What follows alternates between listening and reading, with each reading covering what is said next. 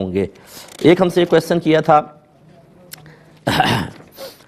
کہ صرف جیسے کوئی فوت ہوا، وارثین تھے، اب ہم یہ آپ کو بتاتے ہیں کہ جب تک وارث اپنا حصہ نہ لے لے وہ معاف نہیں کر سکتا۔ کوئی بھی وارث حصہ لینے سے پہلے اپنی وراثت کو معاف نہیں کر سکتا۔ تو یہ کویسچن کیا کہ ایک بہن تھی، انہوں نے اپنے بھائی نے فون کیا، بہن نے کہا کہ فلاں چیز میری ہے، سمجھ لیں میں نے لے لی اور میں نے لے کر آپ کو دی، خالی فون پر بات کی اور بند۔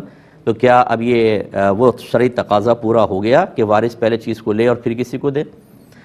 دیکھیں خالی فون پر کرنے سے نہیں ہوگا، یہ باقاعدہ فزیکلی طور پہ قبضہ کرنا ہوتا ہے۔ اگر وہ مطلب مکان ہے تو مکان کی چابی ان کے حوالے کر دیں، اور اگر فرض کر لیں کیش ہے یا سونا چاندی وغیرہ ہے تو وہ ان کے ہاتھ میں پہلے دے دیں۔ دینے کے بعد، قبضے میں لینے کے بعد پھر یہ چاہیں تو معاف کریں، ٹھیک ہے نا، پھر اس کو ہبہ کر سکتے ہیں، گفٹ کر سکتے ہیں۔ خالی فون پر اگر کیا تو وہ تو ان کے قبضے میں آئے نہیں، تو اس طرح معاف کرنے سے وراثت معاف نہیں ہوگی۔ اور ہم نے یہ اکثر دیکھا ہے کہ جب یہ کیش وغیرہ ہاتھ میں آ جاتا ہے، جو بہنیں پہلے معاف کرنے کے لیے تیار ہوتی ہیں، جب وہ گڈیاں دیکھتی ہیں 5-5 لاکھ کی 5-6 گڈیاں پڑی ہوئی ہیں، جیسے 30 لاکھ ہے فرض کر لیں، تو پھر وہ احساس ہوتا ہے کہ واقعی پیسے میں بڑی اٹریکشن ہے۔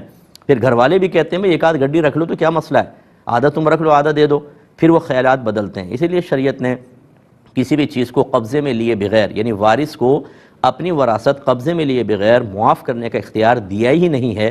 پہلے قبضہ کریں پھر معاف کریں، یہ کافی نہیں ہوگا۔ ایک یہ بھائی